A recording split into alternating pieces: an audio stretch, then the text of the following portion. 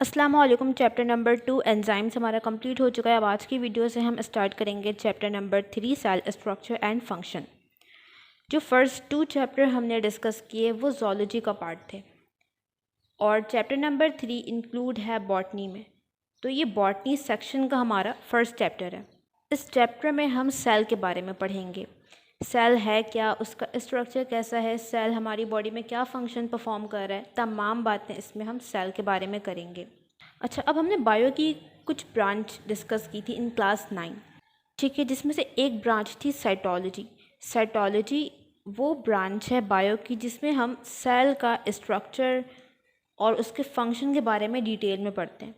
तो ये जो चैप्टर है सेल स्ट्रक्चर एंड फंक्शन, ये चैप्टर आता है साइटोलॉजी में। अब इस चैप्टर में हमने क्या पढ़ना है, स्टार्टिंग में कुछ टेक्निक्स गिवन है, सेपरेशन टेक्निक्स। देखो, सेल एक बहुत स्मॉल स्ट्रक्चर है और सेल के अंदर कुछ सेल ऑर्गेनल्स मौजूद होते हैं। अब अगर हमने सेल को या फिर सेल ऑर्गेनल्स को स्टडी करना है तो हमें उसको सेपरेट करना होगा। सेपरेट करके हमारा जो डिज़ायर्ड ऑर्गेनल है या जो हम पढ़ना चाहते हैं जिस पार्ट को, उससे हम अलग कर लेंगे ताकि उसको हम ईज़िली देख सकें। तो साइटोलॉजी में हम कुछ टेक्निक्स यूज़ करते हैं, कुछ सेपरेशन टेक्निक्स, जिनकी मदद से हम सेल के डिफरेंट पार्ट्स को सेपरेट करते हैं। तो बुक में उनमें से कुछ टेक्निक्स गिवन है जो हम पढ़ेंगे। उसके बाद हम पढ़ेंगे सेल बाउंड्रीज़ के बारे में। अगर एक सेल है तो उसकी बाउंड्री क्या है, कैसी है, कौन से मॉलिक्यूल्स मिलके बाउंड्री बना रहे हैं, इसका स्ट्रक्चर कैसा, और ये बाउंड्रीज़ क्या फंक्शन परफॉर्म कर रही हैं। सेल बाउंड्रीज़ के बारे में हम पढ़ेंगे, जिसमें आता है number 1 cell wall, number 2 cell membrane या फिर प्लाज्मा मेम्ब्रेन। बाउंड्री पे हम बात करने के बाद सेल के अंदर क्या मौजूद है इसको देखेंगे, सेल के डिफरेंट पार्ट्स, ठीक है। तो साइटोप्लाज्म और सेल ऑर्गेनल्स, इस पे बात करेंगे आगे। और लास्ट में कितने तरह के सेल्स होते हैं, टाइप्स देखेंगे।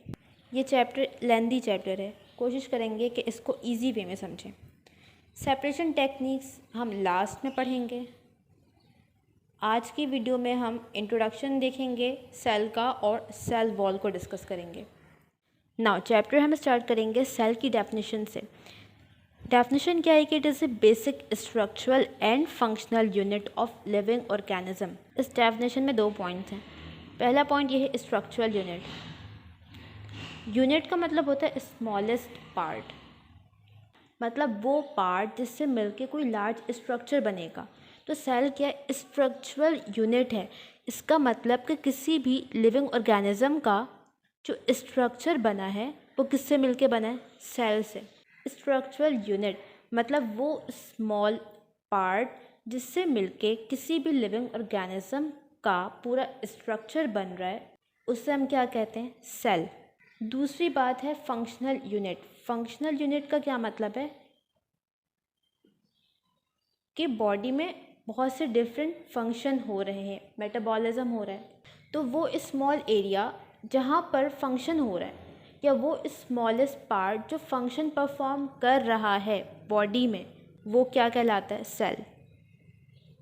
तो नंबर 1 सेल वो स्मॉल यूनिट है जिससे मिलके पूरा स्ट्रक्चर बनेगा किसी भी लिविंग ऑर्गेनिज्म का, और जो फंक्शन उस लिविंग ऑर्गेनिज्म की बॉडी में हो रहे हैं वो भी अगर हम माइक्रोस्कोपिक लेवल पे देखें तो कौन परफॉर्म कर रहा है, सेल परफॉर्म कर रहे हैं। तो इसीलिए इसे हम कहते हैं स्ट्रक्चरल यूनिट और फंक्शनल यूनिट। अब बायो में जब भी बात आएगी लिविंग ऑर्गेनिजम्स की, इसका मतलब सिर्फ एनिमल या प्लांट नहीं है, बल्कि इसमें कुछ और भी ऑर्गेनिजम्स आते हैं, जैसे कि प्लांट और एनिमल तो इसमें आएंगे, नंबर 1 प्लांट और एनिमल। इसके अलावा बैक्टीरिया, इसके अलावा फंजाई और एल्गी। अब आते हैं अपने मेन टॉपिक की तरफ, सेल वॉल। तो सेल वॉल क्या है, it is the outermost covering of plant, bacterial, fungal and algal cell. Cell है, सेल की जो सबसे बाहर वाली कवरिंग है, आउटर मोस्ट, उसे हम कहते हैं सेल वॉल, ठीक है। सेल वॉल तमाम ऑर्गेनिजम्स में मौजूद नहीं होता। किस में होगा, प्लांट सेल में होगा सेल वॉल, बैक्टीरियल सेल में होगा सेल वॉल, फंजाई के सेल में होगा सेल वॉल और एल्गल सेल में भी हमें सेल वॉल मिलेगा। जबकि एनिमल सेल की अगर हम बात करें तो एनिमल सेल में सेल वॉल एब्सेंट होता है, एनिमल सेल में सेल वॉल नहीं होता। ठीक है, तो सेल वॉल हमने बात की क्या है, आउटर मोस्ट कवरिंग है। फॉर एग्जांपल अगर ये एक प्लांट सेल है तो इसकी जो आउटर मोस्ट कवरिंग है जो ब्लैक कलर से है, ये क्या है, सेल वॉल। अब अगर हम सेल वॉल के अंदर देखें तो यहाँ पे एक और कवरिंग मौजूद होती है, इसे हम कहते हैं सेल मेम्ब्रेन या फिर प्लाज्मा मेम्ब्रेन, जो कि हमारा नेक्स्ट टॉपिक होगा। ठीक है, तो आउटर कवरिंग हो गई सेल वॉल। सेल वॉल की अगर हम नीचे देखेंगे तो हमें एक और कवरिंग मिलेगी जिसे हम कहेंगे प्लाज्मा मेम्ब्रेन या फिर सेल मेम्ब्रेन। अब क्योंकि एनिमल सेल में ये सेल किसका, एनिमल सेल है। ठीक है, ये एनिमल सेल में हम देख सकते हैं कि यहाँ पे सेल वॉल नहीं है, ब्लैक कवरिंग जो यहाँ पे मौजूद है वो यहाँ पर नहीं है। तो एनिमल सेल में जो आउटर कवरिंग बन जाएगी वो कौन सी होगी, सेल मेम्ब्रेन। क्योंकि जब सेल वॉल नहीं है तो जो सेल मेम्ब्रेन है वही क्या बन गई, फिर आउटर मोस्ट बन गई। तो एनिमल सेल में आउटर मोस्ट कवरिंग होगी सेल मेम्ब्रेन या फिर प्लाज्मा मेम्ब्रेन, जबकि प्लांट, एल्गी, फंजाई और बैक्टीरिया में जो आउटर मोस्ट कवरिंग होगी सेल की वो क्या होगी, सेल वॉल। अब अगर हम सेल वॉल की कैरेक्टरिस्टिक की बात करें तो सेल वॉल एक नॉन लिविंग स्ट्रक्चर है। तो बेसिकली सेल वॉल बनता कैसे, देखो ये सेल है ना, सेल के अंदर मेटाबॉलिज्म हो रहा है, डिफरेंट तरह के मटेरियल बन रहे हैं। अब ये मटेरियल सेल के बाहर आएंगे और यहाँ पे डिपॉजिट होना शुरू हो जाएंगे, जमा होना शुरू हो जाएंगे कुछ केमिकल्स। अब जब ये केमिकल सेल के बाहर प्लाज्मा मेम्ब्रेन के आउटसाइड जमा होंगे तो ये एक इस तरह से लेयर बना लेंगे। ये क्या है, कुछ केमिकल्स हैं जो कि सेल के अंदर बने हैं और बाहर आके ये जमा हो गए और एक कवरिंग बना ली है सेल के अराउंड। इसी लेयर को हम क्या कहते हैं, सेल वॉल। तो सेल वॉल केमिकल डिपोजिशन की वजह से बनता है। ये केमिकल्स कहाँ से आते हैं, ये सेल के अंदर से आते हैं, सेल के अंदर से केमिकल बाहर डिपॉजिट होते हैं और सेल वॉल फॉर्म करते हैं। तो नंबर 1, सेल वॉल एक नॉन लिविंग स्ट्रक्चर है। नॉन लिविंग क्यों कह रहे हैं, क्योंकि सेल वॉल बना किससे, कुछ नॉन लिविंग मटीरियल से, केमिकल से। सेकेंड पॉइंट है स्टिफ। स्टिफ मतलब सेल वॉल एक हार्ड स्ट्रक्चर है, फर्म स्ट्रक्चर है। सेल वॉल की वजह से प्लांट सेल को एक डेफिनेट शेप मिल जाता है। प्लांट सेल कैसा हो जाता है, हार्ड हो जाता है, उसका शेप मेंटेन रहता है। तो सेल वॉल प्लांट सेल का शेप मेंटेन करने में, उसको सपोर्ट करने में, उसको प्रोटेक्शन करने में बहुत इम्पॉर्टेंट रोल प्ले करता है। नाउ नेक्स्ट है कॉम्पोजिशन। अब हमने देखा कि डिफरेंट ऑर्गेनिजम्स में सेल वॉल मौजूद है, प्लांट में भी है, बैक्टीरिया में है, फंजाई में है और एल्गी में है। अब इन डिफरेंट ऑर्गेनिजम्स में जो सेल वॉल की कॉम्पोजिशन है वो डिफरेंट है। बैक्टीरिया का सेल वॉल डिफरेंट मॉलिक्यूल से मिलकर बना होगा, फंजाई का डिफरेंट मॉलिक्यूल से, और प्लांट और एल्गी का डिफरेंट। तो बैक्टीरिया की अगर हम बात करें तो बैक्टीरियल सेल वॉल मिलके बना है प्रोटीन प्लस कार्बोहाइड्रेट। प्रोटीन और कार्बोहाइड्रेट मिलके ये स्ट्रक्चर बनाते हैं जिसे हम कहते हैं पेप्टाइडोग्लाइकेन। पेप्टाइड मतलब प्रोटीन, ग्लाइकेन मतलब शुगर, कार्बोहाइड्रेट।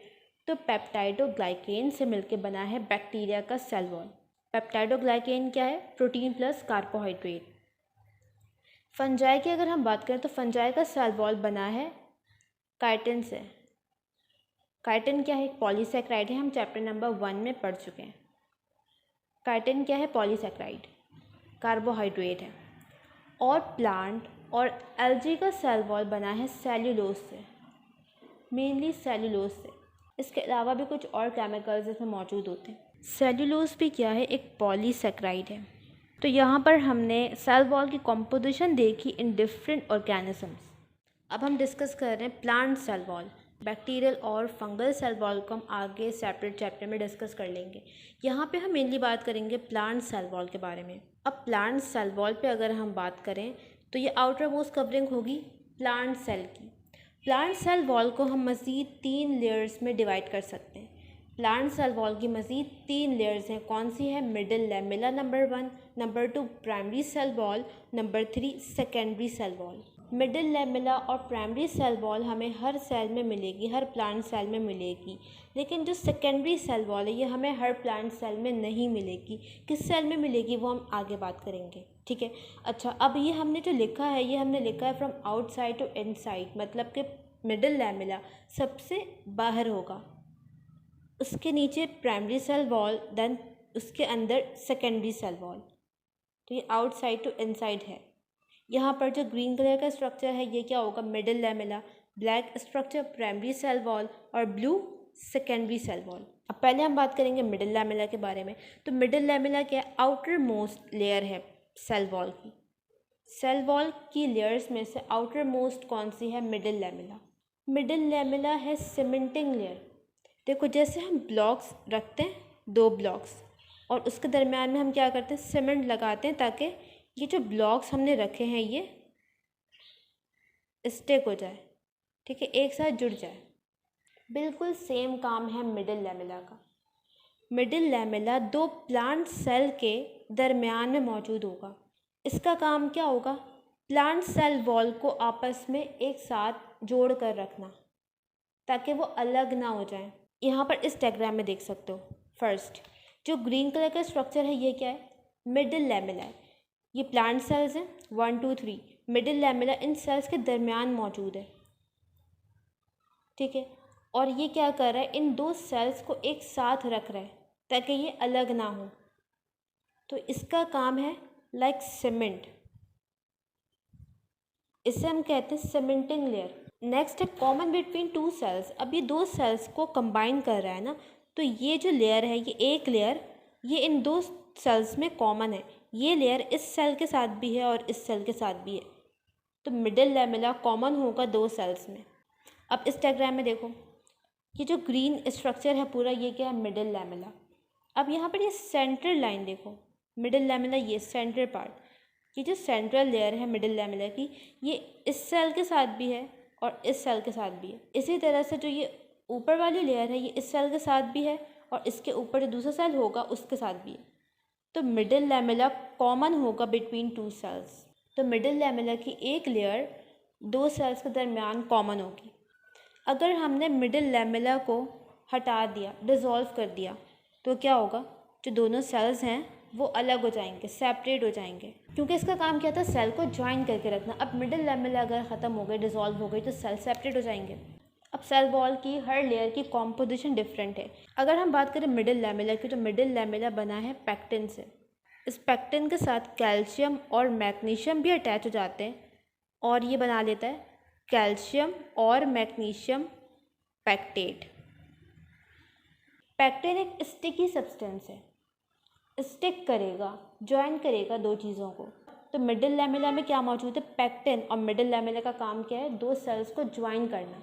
बेसिकली इसमें जो पैक्टिन मौजूद है ये क्या कर रहा है, 2 सेल्स को ज्वाइन कर रहा है। तो पैक्टिन एक स्टिकी सब्सटेंस है, 2 सेल्स को ज्वाइन करके रखेगा। नाउ नेक्स्ट है primary cell wall. Primary cell wall second layer होगी, ठीक है। आउटर क्या थी, मिडिल के जब हम नीचे देखेंगे तो प्राइमरी सेल वॉल मौजूद होगा। यहाँ पर जो ब्लैक स्ट्रक्चर है ये क्या है, प्राइमरी सेल वॉल। अच्छा, लास्ट हमने जो डिस्कस किया मिडिल लेमेला, मिडिल लेमेला बनता है during cell division. Cell divide हो रहा है, एक सेल डिवाइड हो रहा है 2 में। अब इस डिवीजन के दौरान मिडिल लेमेला की फॉर्मेशन हो जाएगी। अभी सेल के पास सिर्फ मिडिल लेमेला है, ये मिडिल लेमेला बना है ड्यूरिंग सेल डिवीजन। अब जो फर्स्ट सेल वॉल की लेयर जो ये न्यू सेल्स खुद बनाएंगे वो होगी प्राइमरी सेल वॉल। ये कुछ केमिकल डिपॉजिट करेंगे मिडिल लेमेला के नीचे और क्या बनाएंगे, प्राइमरी सेल वॉल। तो primary cell wall in new cell का फर्स्ट प्रोडक्ट होगा। ये सेल जो सब्सटेंस खुद बना रहे हैं पहले, वो कौन सी लेयर बनाएंगे, प्राइमरी सेल वॉल, क्योंकि मिडिल लेमेला तो ड्यूरिंग सेल डिवीजन बनी है, इन सेल्स ने नहीं बनाई है। तो यहाँ पर ऐड कर लो, ये क्या फर्स्ट प्रोडक्ट है सेल का, न्यू सेल्स का। अच्छा, अब हम बात करेंगे इन यंग सेल्स और मैच्योर सेल्स। जो यंग सेल्स हैं, ठीक है, न्यू प्लांट है, अभी नए नए सेल्स बने, उन सेल्स में जो प्राइमरी सेल वॉल है वो थिन होगी, क्योंकि अभी न्यू सेल्स बने हैं, डिपोजिशन इतनी ज़्यादा नहीं है, अभी डिपोजिशन स्टार्ट हुई है। तो यंग सेल्स में हमें जो प्राइमरी सेल वॉल की लेयर है वो कैसी मिलेगी, थिन मिलेगी और सॉफ्ट सी होगी। लेकिन जैसे सेल मैच्योर होता जाएगा डिपोजिशन ज़्यादा होती जाएगी, और डिपोजिशन ज़्यादा होने की वजह से जो मैच्योर सेल्स हैं वहाँ पे जो प्राइमरी सेल वॉल होगी वो कैसी हो जाएगी, थिक हो जाएगी, हार्ड हो जाएगी। जो यंग प्लांट्स होते हैं वो कैसे होते हैं, थिन होते हैं, सॉफ्ट उनका स्ट्रक्चर होता है, क्योंकि उनके जो सेल्स हैं उसमें डिपोजिशन इतनी ज़्यादा अभी नहीं हुई। लेकिन जैसे प्लांट मैच्योर होता जाता है, उसके सेल्स मैच्योर होते जाते हैं, तो वहाँ पे डिपोजिशन ज़्यादा होती जाती है, जिसकी वजह से प्लांट कैसे हो जाते हैं, हार्ड हो जाते हैं। नाउ कॉम्पोजिशन की अगर हम बात करें तो प्राइमरी सेल वॉल बना है हेमीसेल्यूलोज से, hemicellulose plus pectin.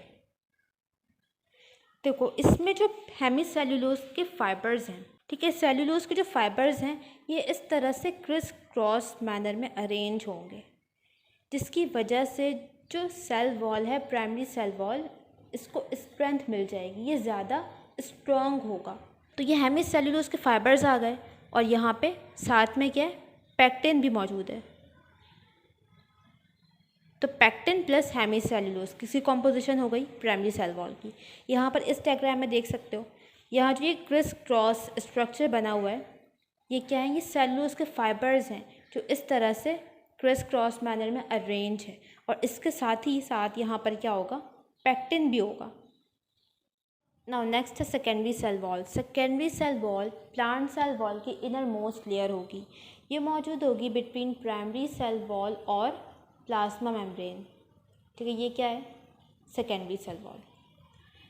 Not present in every cell, secondary cell wall हमें हर सेल में नहीं मिलेगा, ठीक है। जो यंग सेल्स हैं, जो न्यू सेल्स हैं, उनमें सेकेंडरी सेल वॉल नहीं होगा, ये हमें मिलेगा इन मैच्योर सेल्स, और ज़्यादातर वो मैच्योर सेल्स जो डेड हो चुके हैं, डेड सेल्स में, ठीक है। एग्जाम्पल लिखी है बुक में स्क्लेरेनकाइमा। स्क्लेरेनकाइमा एक तरह का प्लांट टिश्यू है जो कि डेड टिश्यूज़ होते हैं। देखो प्लांट में हमें डेड टिश्यूज़ की बहुत ज़्यादा ज़रूरत है, क्योंकि जो यंग सेल्स हैं वो तो इतने हार्ड नहीं है कि वो प्लांट को सपोर्ट दे सके। तो प्लांट सेल में जो डेड टिश्यूज़ हैं उनमें डिपोजिशन बहुत ज़्यादा हो चुकी है, ठीक है। उनका प्राइमरी सेल वॉल मैच्योर है, इसके अलावा उनके पास सेकेंडरी सेल वॉल भी है, उनके सेल्स हार्ड है, फर्म स्ट्रक्चर है। तो ये जो डेड टिश्यूज़ हैं ये प्लांट बॉडी में बहुत इंपॉर्टेंट रोल प्ले करते हैं, सपोर्ट का, ये प्लांट को सपोर्ट देता है, क्योंकि यंग सेल्स अभी इतने मैच्योर नहीं हुए कि वो प्लांट को अगेंस्ट द ग्रेविटी उसका शेप मेंटेन करके रख सके, उसको स्ट्रेट रख सके। तो प्लांट को सपोर्ट देने में, उसका स्ट्रक्चर मेंटेन करने में सेकेंडरी सेल वॉल का बहुत इंपॉर्टेंट रोल है, डेड टिश्यूज़ का बहुत इंपॉर्टेंट रोल है। अब नेक्स्ट है secondary cell wall deposit after complete maturation of primary cell wall. जब primary cell wall completely mature हो जाएगा तो उसके बाद सेकेंडरी सेल वॉल बनना शुरू होगा। इसकी कॉम्पोजिशन अगर हम देखें तो इसमें लिग्निन मौजूद होता है। लिग्निन वो सब्सटेंस है जो डेड टिश्यूज़ में होगा, तो सेकेंडरी सेल वॉल क्योंकि डेड टिश्यूज़ में ज़्यादा होता है तो इसमें क्या मिलेगा, हमें लिग्निन मिलेगा। इसके अलावा वैक्स की डिपोजिशन होगी और इनऑर्गेनिक सॉल्ट्स की डिपोजिशन होती है सेकेंडरी सेल वॉल में। देखो बेसिकली जो प्राइमरी सेल वॉल है ना, जो हेमीसेल्यूलोज और पैक्टिन से बना है, अगर उसी में हम ये लिग्निन और वैक्स डिपोजिट कर दें तो वो क्या हो गया, अब डेड हो गए, वो सेल्स डेड हो गए, और ये क्या बन गया, सेकेंडरी सेल वॉल।